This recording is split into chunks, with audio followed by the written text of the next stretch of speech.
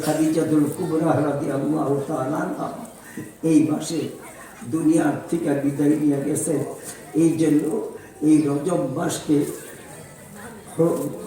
আমুল হজন বলা হয়, দুঃখের মাস। দুঃখের মাস, নবী সবচেয়ে বেশি দুঃখ এবং কষ্ট পাইছেন এই মাসে। আর এই মাস থেকে এই রমজানের সূচনা। আল্লাহুম্মা বারিক লানা ফি রজব ওয়া শাবান ওয়া বাল্লিগনা রমজান।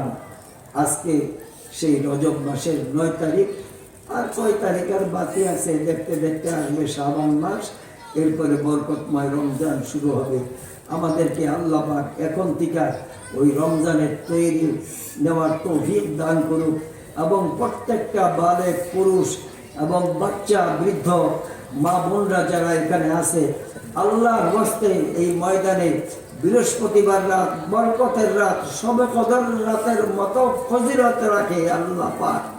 ওই রাত্রে আমরা ওয়াদা করি ইনশাআল্লাহ এই রমজান মাসের একটা রোজাও ছাড়বো না ইনশাআল্লাহ। কে কে কাকার নিয়ত আছে? নারায়ে তাকবীর, নারায়ে তাকবীর, নারায়ে তাকবীর।